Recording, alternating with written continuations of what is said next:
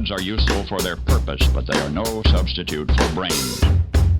All right, here we go. I have to say, well done, Ray. Well done. Well played, my adversary. Well played. Phoenix isn't gay, but if he was, he'd pick Fremo.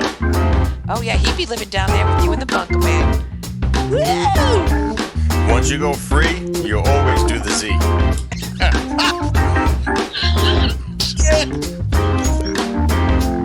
Like one day I'm not going to Duncan, and you could get a controller, a new Xbox, possibly even a cord.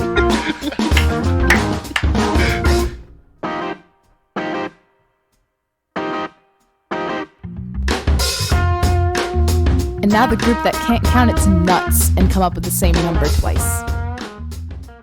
Thank you for that. Welcome to BGFG episode 339. I'm your host, Chris Phoenix.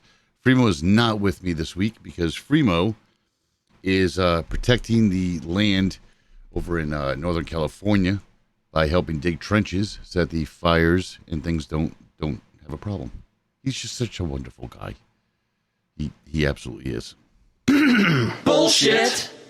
So, big week today. It's a big show, I should say. I'm kind of looking forward to this week's show because there's a lot of stuff that I'm excited about talking about. I'm a geek at heart, so there's things that we're going to talk about that are kind of exciting. It's really a good news broadcast, if I do say so myself. But unfortunately, before we get into any of that, one of the things we do on the show is we talk about things like we have a segment literally at the beginning of the show called Not Coming Down for Breakfast. Unfortunately, it's going to be celebrities and people that we knew growing up and things like that unfortunately passed away. We didn't do it all throughout 2020, really, and because it was too hard to do. But I thought this one, it was one of the ones that we should bring up. Biz Markie, his claim to fame was a 1989 hit, Just a Friend, which I know our generation, the Gen Xers, can quote at will. He passed away at 57 years old, possibly diabetes issue. He got diagnosed with diabetes in 2014. So, I don't know, he was hospitalized in early 2020 with it. So, we give prayers out to his family and a golden ticket and towel for Biz Markie, one of the best beatboxers and producers. Just from everything you read, just a hell of a guy. So, golden ticket and towel for you, my friend. And we'll see you on the other side. So let's just jump right into this week's news. And that way we can shake that off and get into some more entertaining stuff. BGFG News. You heard it here third. So first up in this week's news, it kind of, the internet is so much fun when you understand clickbait. So clickbait is when you see a headline. A lot of times you'll see a headline that you're like, and the most common and the most obvious ones are like Kim Kardashian's pregnant, and you're like, oh my gosh, who's Kim Kardashian pregnant from? And you click on it. It's those are the clickbaits. Those are the automatic clickbaits most of the time. Then you get to a page and it's got like a 4-paragraph article. But now you can only see one paragraph because there's so many ads all around it. Or, even worse than that, there's one paragraph of information, and then you're going to hit the next button, which is just going to reload another page with a bunch of friggin' ads. Excuse me. Just with a bunch of new ads. The more eyes you get on a site or a page, the more money they're going to get from advertisers. That's just the way it goes. It goes by, it's purely a numbers game for people. So if you click on a Facebook ad, God, if you're listening to Facebook, if you're on Facebook and you listen to the show, you have missed out on some of the shit we're talking about. But if you click on an ad on Facebook, that's what you're basically helping them do, is you're helping them get paid, because as soon as you click on that, you're going to go to a link, and that link is going to be a number. That generates one number, or depending on how many ads, depending on what they're going to do. And that's how they sell you as a product, basically. Okay, my site gets 4,000 views a day, or I have this many followers. That's how people get paid. That's how it works. It's unfortunate. The clickbait that I'm talking about is mostly news media shock value. That's the latest thing. Before, I can tell you that when I was younger, it was very much like I felt it was very much just news. Here's the facts. And we've seen it on John Oliver. We've talked about it on the show, how if you switched a bunch of channels, there's a lot of memes in the news media because they're all getting their news from a central news source, one of 3 news sources. And they're getting that media, and they're told that this is what you're going to say, this is what you're going to lead in with, and here's the catchphrase I want you to use. It always happens, and it really sucks. So 2 of the clickbait things that kind of got me this week I wanted to bring up because they kind of irked me. So if you've heard about it, it's a 0-day exploit, and I could go into what that means, but just picture it as what you think. 0-day exploit. It's immediately an exploit for iPhones. Now, I've sat at work and told people iPhones don't get infected because they really don't. You can't do a lot of side things with it. So this was brought to the forefront by some Russian hackers, same ones that were behind SolarWinds attack, which we talked about before. It's an exploit, but the headline makes you think that the iPhone is a piece of crap and it's unsecure and you could be hacked anywhere. That's simply not true. It's a hack that starts with LinkedIn Messenger. And then from there, when the person clicks on it, it'll then allow the attacker to redirect you to another web page that will then install malware, which then compromises your device. Now, to me, this all sounds like it's computer-based as opposed to iPhone-based. I really don't see it happening on an iPhone. I just don't. The iPhone doesn't allow sideloading of apps. In turn, if you click on, I know in the past when I've clicked on links or something on a web page, if it's not a PDF document, which it then asks me to download, it just doesn't do anything. It goes to an error page. That's the way it's always been. This is what makes Apple's iPhone so secure, is that you can't sideload information. Now, can this happen on a Android? Yeah, it's quite possible. But on an iPhone, bullshit. I don't think that could happen. I don't see it happening. In all my experience over the years and being an Apple fan, and I don't see how they're doing that. And sometimes the clickbait is just simply blown out of proportion. Like the moon's going to kill us. It's another one that's been coming around. It's a hot button for a lot of the sheeple and the snowflakes. Well, the hot button for the sheeple and snowflakes is climate change. And Freemo and I have talked about this before on the show. It's not that climate change is bullshit. Not saying that at all, not even a little. And if Freemo's here, I guarantee you he'd be breaking my balls, asking if I still think that we faked the moon landing. We didn't fake the moon landing. I don't think that at all. I don't think that we saw the whole moon. I think there's something else going on the moon, but that's a whole topic for our Subtopia Null stuff. But we did talk about it, and climate change, not to get too far into it, every 50,000 years or so, I'm not even really sure, I can't remember the number for sure, the Earth goes through a time where it's closer to the sun, changing the average temperature as well as climate-related things like, oceans and forests and all. It's climate. But this has been proven with core samples that they pulled out of the poles that it's just a fact. The sun gets hotter and the climate changes for a certain amount of time. Look at it this way, people. The easiest way I can explain it is look at when you were a kid compared to look at when you're an adult now, especially if you're a Gen X listening to the show. Think about when we were kids and how much snow. Like November, you were hoping you didn't have any snow for Thanksgiving. It was just going to be cold. Christmas, you always hoped and hoped and hoped that you had, snow for Christmas. If you live in the northern half of the country, you always thought, okay, it's going to be. But then, as you get a little bit older, you realize that there's never going to be any snow on Christmas, and then you kind of hope for later. We're getting to the point now where, at least where I'm at in the Northeast, you kind of sit there and you're like, okay, a snowstorm, probably not going to get a good one until February, March, maybe January. You won't get anything else other than that. And it hasn't even been that bad of snowfall. You might have 1-2 foot snowfall.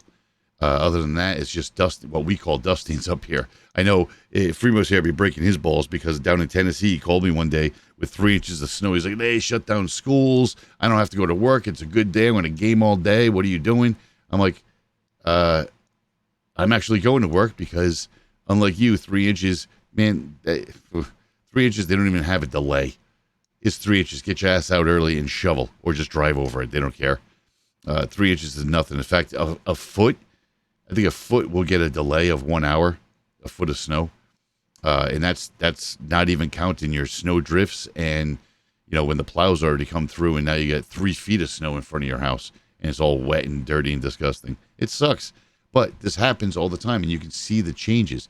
These core samples that they took from the North and South Poles, they tell the story right there. This is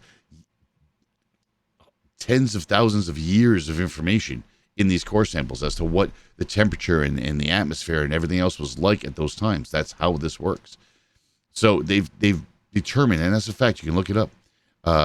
We're not helping, and unlike what people like to think and what they want to say, the majority of it does have to do with us overpopulating the planet. That's just a fact. We are overpopulating the planet, and again, you can look that up too, because it's a fact. Unfortunately, we're overpopulating. But back to the topic. Someone has latched onto a report that NASA put out. And I put the show, of course, I put the link in the show notes so you can take a look at it. And it's clickbait because it talks about the moon wobbling every 18.6 years. The moon wobbles. And when it wobbles, the tides change. And it's like, as you read, the whole headline was like, the moon's going to try to kill us and change the Earth's blah, blah, blah, blah. It was just a bunch of bullshit. Because when you read it, you realize that they're talking about the wobble that happens every 18 years, and the tides will be a higher. Now, they didn't say how high. They never really determined. And again, it could be a couple of feet. It could be something like that. So close to the shore, yes, there's going to be some erosion. People that live right near the beach, there might not be that much of a beach anymore. So but they made it sound like it was a global catastrophe. And then you actually click on the link and read the paper, and it's just more of them, scientists and people at NOAA, saying that, look, it's just climate's changing, and this is one of the changes that we're looking at and foreseeing. It was not a red alert for anything else. What people should be asking better questions about is, why the fuck is the moon wobbling? Could it be because it's hollow?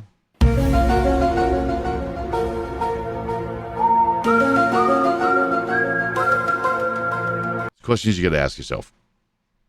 This is when I wish I had the new camera, so I could do one of those zoom in things like some of the other professional content creators do. But let's shift gears and talk about something very cool and makes me very, very happy. A female sailor has successfully completed the Naval Special Warfare training. This is huge. This really has never been done before. Okay, and I need people to grasp onto this, because I'm a firm believer that I'm a big proponent of women's rights. They shouldn't be paid less. They should work on their merits. If they're better at a job, then they should get the job. If they get the job, they should get the pay for that job, the same pay that a man would get. I think it's complete bullshit when I don't see that shit happening. It really is. It disgusts me. But naval officials aren't going to release the name of the soldier, but all in all, 18 females went out for this training. 14 didn't even finish the course, which is a normal ratio, actually, for this training. This is where you get SEALs and things. 2 of them are actually going for SEAL training, and one of them is going for it's driving the boats and the vehicles and the setups for the SEALs. Just as important, because they have to be able to get in and out of situations. And 2 of the 3 ladies are going for SEALs, and 1 is going for this, and she's apparently completed it, which is friggin' awesome. According to the Navy, about 300 sailors in all sign up for special warfare teams, and only 70 make it. And then that's give or take as they retire other teams out or rotate other teams out. It's a crazy training. I'm sure people have seen TV shows and stuff like that, and it's incredible. It's really, really incredible. So hats off to her, or all 3 of them. Good job. That's just awesome. That's just badass. All right, so now we get into this week's segment of music, and as you well know, if you're watching on YouTube, you are actually not going to see anything. Nothing at all. Well, you're going to see a picture of the band, and that's basically because YouTube sucks, and they won't let me play any music. I'm tired of getting strikes. So you're going to see a picture of the band, and I'm going to take a quick break and do what we do during the break time at BGFG. And then we're going to come back and we're going to get into some of my favorite stuff to talk about. But this is the Messenger Birds. They're out of Detroit. Started in Detroit in 2014.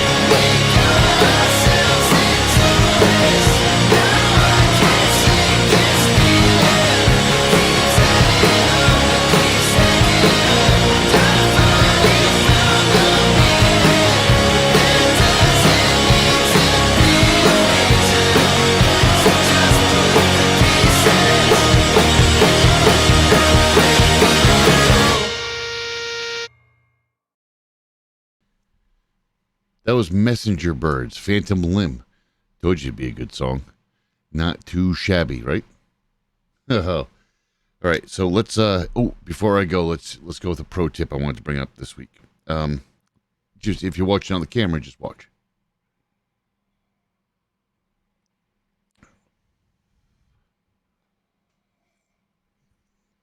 What I have is my coffee mug. What I did was put whiskey in it. So what you do is when you're on those Zoom calls, this is a pro tip for you. When you're on those Zoom calls, just pour your drink into a coffee mug. And then blow on the coffee mug before you take a sip. That'll give the illusion that you're drinking coffee or tea in your cup. Nobody will be none the wiser on your Zoom call. Okay? Pro tip. You heard it here. All right, let's get into this week's gaming news because Ooh, this section's got a lot of stuff I'm looking forward to. Gaming.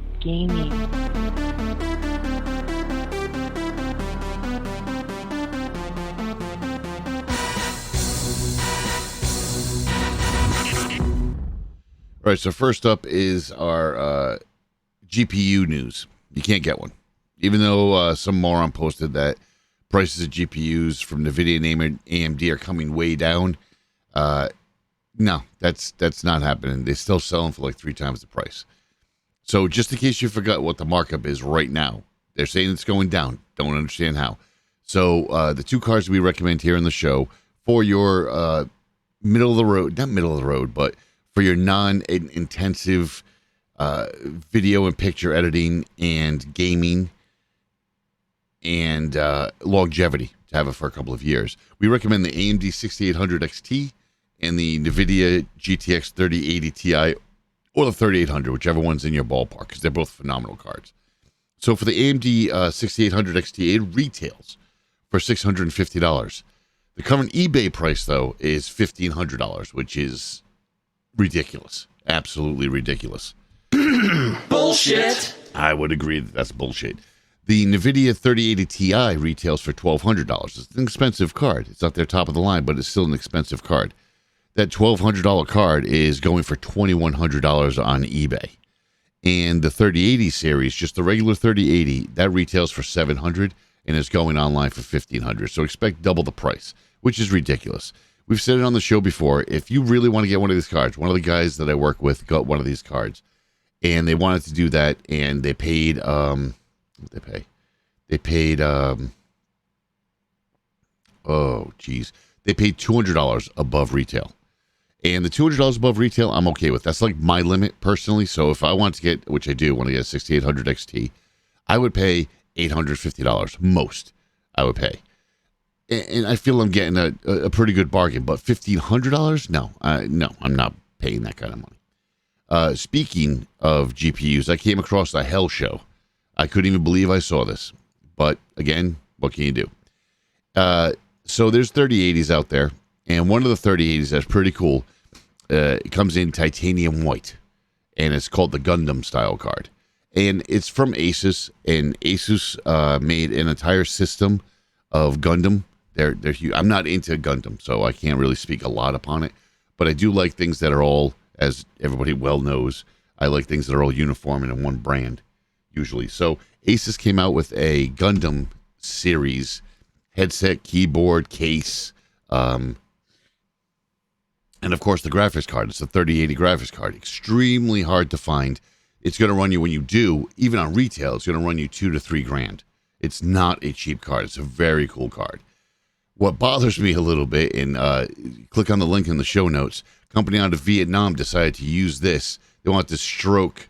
They want to show their stroke by their supply chain. Now, this was a problem when the cards first came out and why we were short. It wasn't just because of the chip shortage. It was also because people were abusing the supply chain. Some companies that were doing work or contracting work had access to the supply chain for NVIDIA. And what they would do is they would just order 4 or 5 of these video cards, not knowing if they would get caught or in trouble.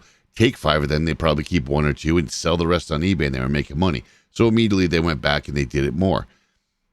These asshats did the same thing, except they bought an entire pallet of this shit. You know, they bought an entire room full of Gundam-style 3080s. And guess what they're being used for? You guessed it. They're being used for mining, Bitcoin mining. It's such a shame you can't see what finger I'm holding up. I really hate that. But again, let me get to something a little bit more fun. You can't see what finger I'm holding up. Let's get into one of my favorite topics that we're going to talk about. Is 2 announcements that came out from 2 different companies. One is from Elgato, which we'll get to shortly, and the other one is from Steam. And I don't believe I have that picture up right now because, again, when I finally put this thing in, they didn't have any good pictures. So the Steam Deck by Steam, and I said Steam Deck, not Stream Deck. Let's get the Stream Deck later. The Steam Deck from Steam is pretty much a Nintendo Switch. It's what the Nintendo Switch Pro should have been. And this is kind of exciting to a point. Again, I didn't post a picture up there, and I apologize. I couldn't find one quick enough that I really liked. And I know there's a lot out there. But just imagine a black Nintendo Switch, really. Really, that's essentially what it is. What's kind of cool is that it's powered completely by AMD, which of course, I love AMD. I'm a brand kind of guy. And it's your entire Steam library anywhere you want to go all the time. You have thumbsticks, just like a Nintendo Switch. You also have these little miniature trackpads. I don't know why you'd use those, but hell, if somebody likes them, they're on there. You also have a dock that'll come out at a future date for a decent price. The dock's going to allow a LAN connection, a monitor, keyboard, and mouse. So you can essentially use it at your desk, or you can have a little gaming desk that you want. I think this is great for kids. Kids that don't quite need a full-blown PC build, or somebody that's into Steam extremely and just games through Steam. This is perfect for you because you can actually throw this on your desk and use a monitor and keyboard and mouse and get the same level of fun. What's really kind of weird, though, is the sizes, okay? So you have 3 different sizes, 64 gig, 256 gig, and a 512 gig. The 64 gig, I believe, is soldered in memory, so you can't even touch it. That's $400. That's going to come out at first quarter of 22. 64 gigs is not a lot. I mean, you're not even really going to get a game on there. Maybe one game. You can get like 3 independent games, but a AAA title like a Call of Duty or something, you're getting one on. If you can get one, you're getting one on there. I don't believe that's the way to go. Now, the 256 and the 512 are going to be NVMe M.2 slots. The 256 version is going to be $530. That's going to come out like in summertime area around. And the 512 is going to be $650. And that's going to be around Christmas time of next year. Now, I don't think anybody's really noticing that these are staggered. So you're not going to be able to get these anytime soon. There will be an expansion slot like a Nintendo Switch. Gabe Newell actually said that the 256 and the 512 model will be using a 2230 M.2 slot, which means, in theory, if you're industrious, you should be able to open that thing up and replace that hard drive. It should not be soldered in there. It should be a standard M.2. I think that's kind of exciting because one of the buzzes around this product is the fact that it's going to be completely open. So you can use Xbox Live, you can use EA, you can use Origin, you can use they listed a bunch. Plus you can install Windows on it, you can install Linux on it. So this is actually it's kind of looking into one of like a home brew. Think of it more like I think you should think of it more like an early PlayStation Vita. One of the ones that you immediately took home and hacked open. You changed a bunch of things, you changed the software on it, you formatted it, and you put on what you want to put on. This is very much what this is going to be like, and I think it's a very cool feature. We saw Steam come out, and if you have it on your TV or you have it connected to a larger monitor, you can still, and I sometimes do, you can still use big picture mode, which was designed for the old Steam units that would plug directly into the TV and use a wireless keyboard and mouse or controller. You would use big picture mode, which made it kind of like a console game. I thought that was brilliant, and I think they're expounding upon that, and I think that's really good. And I'm looking forward to seeing it, but the price point's a little steep and staggered all throughout the year. That's a little crazy. It's a little long time here. Not really feeling that. But now let's get into one of my favorite parts I've been looking forward to and drooling for the entire show.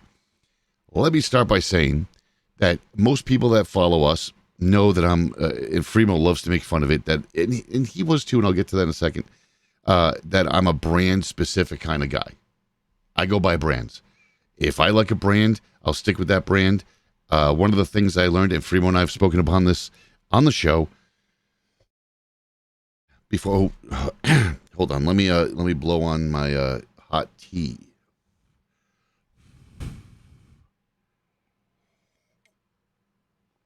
Oh yeah, that tea's great. So one of the things that we spoke upon is like we used to be, both of us were big Sony fans in the early to mid 90s. Big Sony fans. I would have an entire rack, a stereo, DVD player, everything. Remote, a huge touchscreen remote that wasn't even that popular. It was great. But because everything was Sony, everything just worked perfectly all the time. That got us both thinking. We stuck with brands. Fremo didn't really. He ended up venturing off, but I ended up sticking with a lot of brands.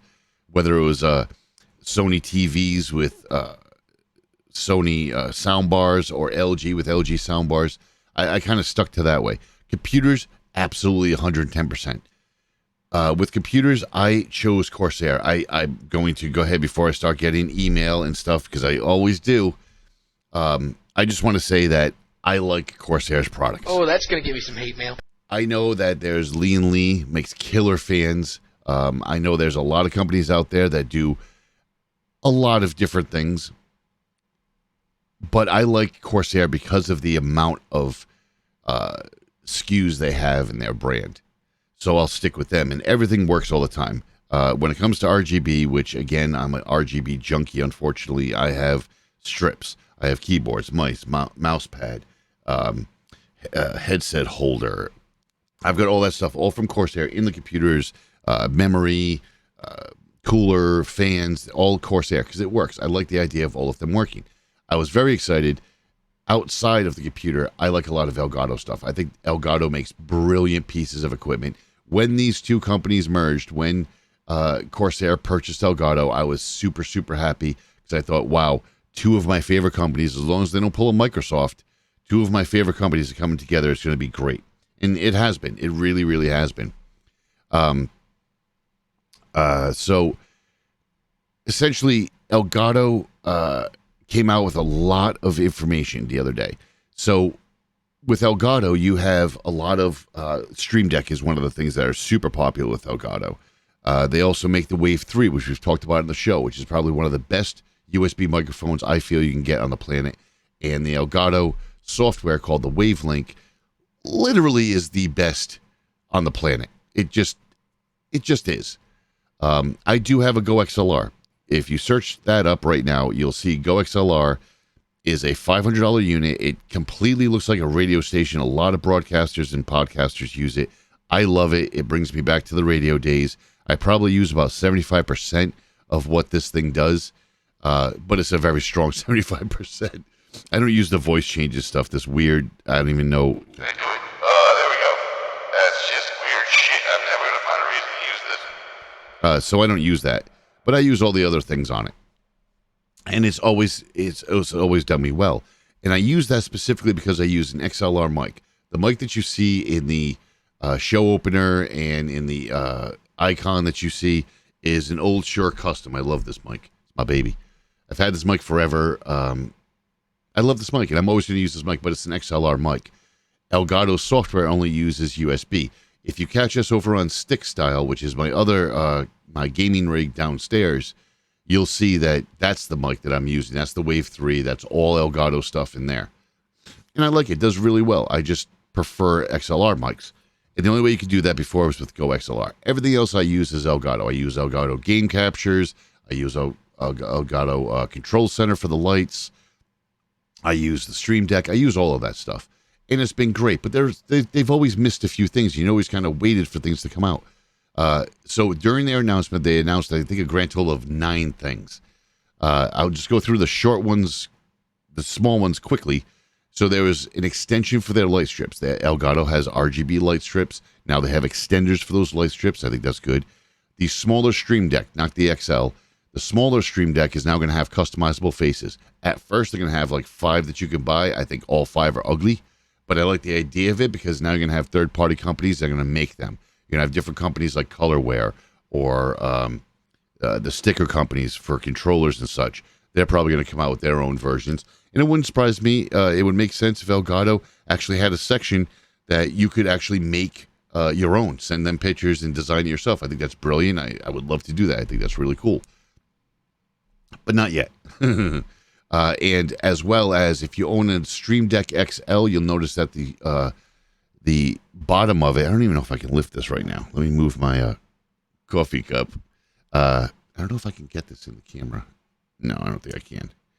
So the Stream Deck XL has this very cool magnetic stand on the back. It's a one-trick pony. You can't adjust the stand. It is what it is. but it's pretty much at a perfect angle. It really is. Whether you're sitting high or low, it's at a really good angle. So I don't have any issues with it. The smaller Stream Deck has a flappy, leaning, little leaning joint. The stand sucks. Now they're going to utilize the XL stand on the smaller unit. So that's one of the other ones that they want to talk about. But now the fun stuff that they want to talk about, see, that's where it got real good. First up is the mic arm. Now, they released 2 mic arms, and I'll tell you why this second one's more important. Most creators for mic arms, most creators either use the Rode mic arm or they use the Blue Compass. I here have the Blue Compass. The reason why we like the Blue Compass is because I can move it around and it won't make hideous spring noises and all sorts of weird extension noises. It just doesn't. It sits where it's supposed to sit and it works well. It's really cool. Elgato takes it a step farther with theirs. It's got a 6-inch extension on the base. So that's another cool thing I want to touch on. I don't think a lot of reviewers are touching on this. Elgato uses one specific base for all of their units. Both the lights, the straight arm that I have for taking open boxes, for just all of their stuff comes on the same desk clamp, which is an extremely good desk clamp. They're using that as well, but now they're giving you a 6-inch extension that you can utilize that'll raise the boom mic up over your monitor if you want to go that route. And it's very similar to the Blue Compass, and it's really good. It's really nice. As you see from the picture, it's freaking smooth, man. Even comes with weights, which is a problem that we have on the stick style. If you look at the videos on stick style, then you'll see that the mic arm that I'm using has this weird thing on, like right at the end of where the mic attaches. That's actually an ankle weight. It's like a 1-pound ankle weight that I put on there, and I strapped around it so that I could actually have some weight to it, because the Wave 3 is very, very light. This Shure XLR mic, the Shure Custom 55, is heavy, so I don't have any weight issues. Elgato was smart enough to create a weight that just molds right into the front of this mic stand to give you the weight that you need. Of course, they tested it, and this is where I get into brand loyalty. Of course, they tested it with their own Wave 3 mic, so now you don't have to worry about that thing being too heavy or too light, because the weight that they give you in the box is perfectly compensated for the lightness of the mic that they make. Great, brilliant idea. I love it.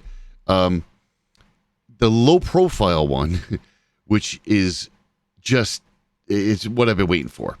And it's going to have a great story, because I can't wait to tell you the story. The story is super-de-duper-de fun. I can't believe I just said super-de-duper-de. I guess my coffee cup is half empty for a reason. So the low-profile one has been in development for quite some time. And how I know is because about 1.5 years ago, when I rebuilt the entire studio and we contacted Elgato, one of the things we asked them was, in one of their videos or in on their website, in one of the still pictures or something for, I believe, the Wave 3, was this cool under-monitor mic arm. So we, tried to move up the chain of command and try to get an answer as to where they got this from. And their answer kept on, well, it's the production department, the people that were doing the ads. They brought their own stuff, and we don't really know where it is. They were liars, because apparently they've had this under development for all these years and snuck it onto their site. And this isn't the first time companies do stuff like this. Xbox did it with their new headset, which I have in the at Stick Style, is the wireless headset. They showed it in one of their videos like 1 year ago before they released it, and never told anybody, which I thought was brilliant as well. So the regular mic arm with the counterweights, the wire channel, the riser, everything else, you're in it for $100. Great deal. The mic arm LP, which is a low profile mic arm, which I cannot wait to get, is going to also run you $100.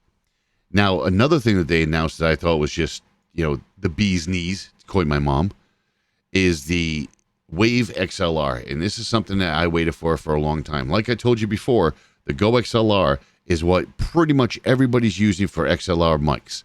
And it always cracks me up, because you see a lot of content providers, you see a lot of people that are just getting started, and they're always like, well, I'm going to get this, this, and this. Well, you don't realize what you're getting. You try to emulate what you see on YouTube. You try to emulate a Harris Heller or I have no idea. name your favorite Twitch star and try to copy the mic and stuff that they get. And a lot of times they just go get an SMB, and it's a great mic, but it's an XLR mic. So then you start buying interfaces, or you buy an old style mixing board. If you don't know really what you're doing, then you're really kind of you're not gonna get the most out of it. The Go XLR is really, really, really nice for what it is. But as a person that used to work in radio, I don't really need all that. I know how it all works, and I know how efficiently and easily I can get it. And Elgato actually coming out with an interface for an XLR is finally what we're all been waiting for. I mean, a lot of other companies have it. And as you can see from the picture on YouTube, it's just a great little piece. It's about the size, roughly about the size of a small Stream Deck, and all it has on it is one giant knob. As we spoke about, it's really basic. On the back is an XLR input, headphone jack, and a USB to go out to your PC. That's it. That's all it needs. There's a giant knob on the front that, like we said before, controls your gain, your headphone monitor level, and your game chat mix, just like the knob on the front of the Wave 3 does. Same exact thing. The preamp, which is the most important thing that you need in a lot of these XLR stuff, the preamp is very, very good. The preamp will handle even the SMB 7555, I think it is, or I can't remember because I don't use the mic. But pretty much every single XLR mic needs power, and this will give you power. And some companies don't even give you that much power. I think the XLR, I want to say, has a 50 dB gain for the mic. I want to fire it up and find out right now, but then I'll change all the settings. It'll sound like shit. It'll be just my luck. The mic will go out. I want to say it's 50. This one does 70, which is quite nice. It's really good. It's also got clip guard, which I'm excited to use as well, because I'm always, being a radio guy, I'm always looking at levels. Always. When I produce other people's shows, I am constantly in the background watching levels just to make sure they're not going to peak or anything else. It's got clip guard in it. And it's also works for Mac and PC via the Wavelink software, which works on Mac and PC. Now, again, as we've said before, the price of a Wave 3 is worth it just for the Wavelink software. It really is, and you can adjust it. The only thing that's ever been missing to anybody, myself, Harris Heller, why am I escaping with all the other names this week? Everybody said the same thing. The Wave 3 combined with the Wavelink software is the way you should go if you're just starting out or you're doing it as a hobby. It's the way you should go. The only thing it's missing is adjustments of like gain, noise gate, things like that. It's missing those. And with the clip guard, you really don't have to worry about it too much. It's got a clip guard, so you don't have to worry about going too far into the red, into the catch-up on it. It's going to be $160 for this unit. That is a hell of a deal. My Go XLR is $500. Some of the other interfaces you can get over at Guitar Center or at Audio Place, the low end is probably going to be about $100, and the high end is going to be, like I said, about $500. And $160 is right the price point where it should be. And I'm really excited about this. I can't wait. And I also found out that Elgato has stated already that the only thing that they're doing right now is working on VSTs, those plugins that I talked about, compression, noise gate, things like S filter. They're working on those right now because they're all done with these announcements. I think that's great. That's the only missing piece of software that they have left is VSTs to add it to Wavelink. If you haven't used Elgato or if you've wondered about Elgato, I implore you to go to their website and take a look at some of their products. You'll be pleasantly surprised. And I've said before, Freemo and I have both said on the show, everybody has a voice. Now, are you going to do a podcast for 10 years like myself and Freemo? Probably not. I can't tell you how many I've produced that I warned them ahead of time that I'm going to help you with 5 episodes and then I'm going to send you off on your own, and they get 3 into it and quit. Because you have an idea to talk about something. After the first 2 hours, which is 2 shows, you don't have a lot to talk about, even if you did a half an hour. But if you want to step up your game for like Zoom calls or recording yourself gaming, or maybe you just want to make your own little video journal, this is a brilliant way to jump in, and it's really not going to be that much money. You don't need the XLR, but you can get a standard Wave 3 mic and maybe a Stream Deck, a small Stream Deck, and you're good to go. I think it's going to be pretty cool. So the VST things are the things he's going to be working on. Now, the last thing that they announced, I thought was kind of cool as well. The talk of the whole show announcement was their face cam camera. Their face cam camera is going to be a 1080 60 frames webcam. It doesn't have a mic, but then again, like we're talking about, when you're broadcasting, content creator, you're not going to need a mic. You're not going to want a microphone on your web camera because you're going to have your own microphone, whether it's a Wave 1, Wave 3, a Shure Custom 55 like I have, or maybe you're going to have a HyperX Siren. Yeah, Siren's one of them. You might have a Blue Yeti. I don't know. Those are all USB mics. They'll all work. Maybe you want to have one of those. You don't really need a microphone on your webcam, but you may need a better webcam. You might have to step up your webcam game. This web camera, that the face cam that Elgato's coming out with, this has pro-grade Sony lenses and image sensors inside of it. That's pretty hot shit right there. It outputs uncompressed video. So unlike all the other web cameras, looking at you, Logitech, it doesn't compress it and then uncompress it when it gets to a piece of software. It always does what it does. It has no autofocus. Again, looking at you, Logitech, out of the box, again, I'm making fun of Logitech because a lot of the shit, I'll tell you later. This camera's got no autofocus, which is brilliant. It's got about, I want to say from camera, what'd they say? It was like maybe a 6-foot range from the camera, 6 feet back, that you should be in that range and not have to worry about, or is it 4 foot? That you wouldn't have to worry about any sort of autofocus. It'll stay focused. It's got a flash memory on board. So that means when you set these things up, when you set your zoom and your autofocus and your color and your warmth and everything else, it's not going to reset when you go from Streamlabs to Zoom or from Twitch Studio to Skype. It's not going to change these settings. It's going to lock these settings in to the camera itself. So you can take the camera and you can put it on another device and it will still be there until you change them. I think that's, again, brilliant. And I got to look at you, Logitech, because damn, man. Logitech, you supposedly make the best camera. This camera that we're using on this show right now is the Logitech C920. It's a good camera. I'm not going to say it's not a good web camera. It is. But you really have to mess around with this. Like, you have to get in there and go to this archaic software. I hate Logitech software, first of all. But then when you get into the actual software settings themselves, it's very old school settings. And those old school settings don't stick with it. Like I said before, I shut off the autofocus. I zoom in a little bit, and it doesn't stay. It's not 110% accurate. It really isn't. But they're the number one camera company, so they don't really complain, and they don't really fix anything. That's pretty shitty. But the best part about the face cam from Elgato is the software. Like the Wave mic and its software that changed the game, this software really did change the game as well. Look on Elgato's website. You'll see the actual demo of the software. But just imagine the Wave 3 software, but in video format. It even gives you the ISO number, so you can adjust the ISO number. There is a lot of great features in their software, and as soon as you hit save, it saves it to the camera itself. So you never have to worry about it again. You don't have to worry about restarting your computer, and then you have to readjust all those adjustments you just made. It's always going to be there. It's brilliant. You have direct access to picture, color, exposure, and not sliders like you did, Logitech. Logitech's web camera software has 4 friggin' sliders. You don't even know what the hell you're sliding for. One says exposure, you basically go to one end, go to the other end, and then you find your happy medium with whatever light you have on. And the shitty thing is that you have to do that like all the friggin' time. Every time you change software, if you unplug the device, it's a pain in the ass, and it sucks. The Elgato face cam's got 82-degree field of view, so you can sit right in your chair. You don't have to worry about the focusing issue.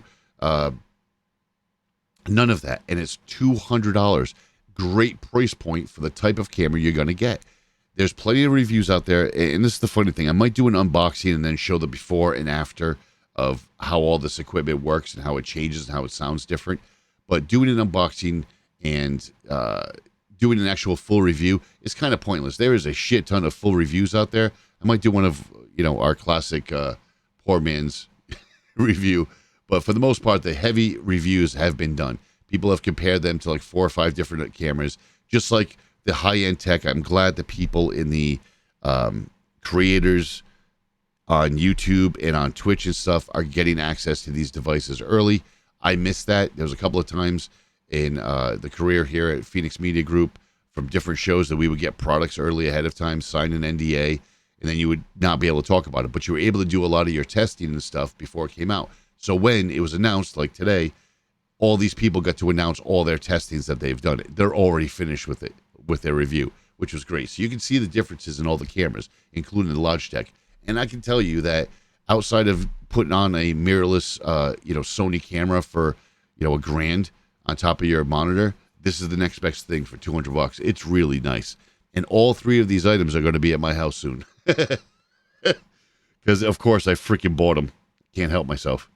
Can't wait. Oh, they're going to be so good. I'll do a before and after if I remember and I don't get super excited because I can't wait.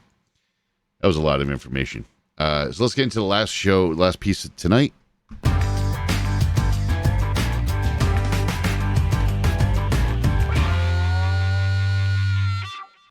So first up in For What It's Worth this week, I just want to say again we're pushing the happiness here today because it was a great show tonight.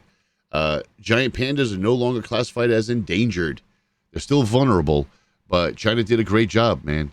People can say what they want about China, and like the U.S., it's not everybody in there is an asshat.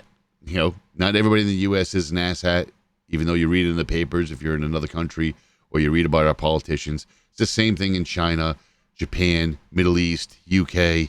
Doesn't matter. You can't judge the people that live there by the asshats you hear in the news. China did a good fucking job with the giant pandas, man. Absolutely, 100%. Pandas are adorable. If you've never seen the panda sneeze video, just watch it. It's great. Rolling down hills. Pandas are awesome. And they were endangered, like really bad. I think they were up to down to single digits of the species. It was really bad for a while. In China, they stepped up, and now it's not even an endangered species anymore. And they would take them around the country too. It wasn't just like they would rent. I want to say rent them out, but it sounds really bad. But they would take the pandas and have them visit other zoos and put them on display. And I thought that was really good. And now they're not endangered. They're vulnerable, but they're not endangered, which is just awesome. And then the last piece, which made me chuckle, in fact, it made myself and my wife chuckle, who's also a sci-fi nerd, was the Star Trek. So Star Trek, the motion picture, is going to be coming out in 4K. And I don't know if anybody even asked for this shit. The movie was horrible, even by fan standards. And Star Trek fans, see, the thing is that, and I float on both, and I get in trouble for it all the time, between Star Trek and Star Wars. Star Wars is more fantasy. There's more lore to it. It has, it's wacky in a lot of ways. It really is pure fantasy, and great fantasy at that. Star Trek was always more in reality. So, for instance, Spock's tricorder that he had, that he would flip up, it looked like a book almost, that he would bring down to planets in the original series. When I was in the cable world, we had a trilithic tricorder that was similar to that. You knew damn well it was a geek that made it, and then when they knew what to name it, when they had to name it, they were like, I'm going to name it a tricorder. Nobody said shit because none of the boomers knew what the hell that was. They didn't really pay attention to that shit. So Star Trek had more influence on actual products. Star Wars does too, but like warp speed wasn't something that was coined until Star Trek, as far as I know. So Star Trek has a lot of things out there, and the original series, especially McCoy, Spock, and Kirk, the three of them created this unity in the movies and in the show that you can't replace. Next Generations couldn't do it. Voyager couldn't do it. Nobody could really do it. It was just, for some reason, those three actors just worked great together, those three characters and actors. But the motion picture was awful. It was so bad, Star Trek the motion picture, that not only do fans not like it, but I remember reading the books. And in the books, they would mention the original movie, more or less that time frame, and say, no, we're not going to wear those outfits. I'm going to wear the new outfits that are going out next season for whatever. they would mention this stuff in the books. Even the uniforms, it was awful. What I think is interesting, though, is that I thought for sure that it was just going to be a 4K redistribution. I thought, nobody cares about this shit. Then I started reading it. And what it's going to be for the anniversary is a lot of several directors got together and they found the original storyboards for the movie. The original storyboards. And what they did was they used this CG that we have today and added the original storyboard segments. A lot of them they were able to do because they didn't involve actors, or they could work around the actors in the film and the parts of the film that they already shot. They cleaned up some of the other CGI to make it look a little bit better. But with these added storyboards, there was a couple of scenes, for instance, Spock on Vulcan, when he looks up at the sun and he covers his hand over his face to block the sun. It looked like a barren wasteland when they shot it, like when in the movie theaters and stuff. It was a barren wasteland. You're like, man, that shouldn't be Vulcan. What the hell? In the storyboards, it really showed Vulcan with giant statues and buildings. They just didn't have the budget or the CG to do it at the time. In fact, it was so constrained during the filming of the motion picture that at the premiere, the director actually brought the film to the premiere because they were still editing it. It's crazy. The story of this movie is crazy, and it still sucked. I mean, I don't like the story, or it just was rough. But I am going to give it a watch because they've gone as far as even taking their stuff that they added and made it grainy and filmy the way the original motion picture was, which, by the way, looked awful. But at least they tried to match it up. That was great. So that's about all that I have today. And let's see. Oh, one more thing. Next week might be a little bit different. Since I'm going to be taking some time off, kind of, for some medical reasons, I'm also going to be getting the whole setup in the studio upgraded. Well, not the whole thing, but upgrading several spots that I think need to be upgraded.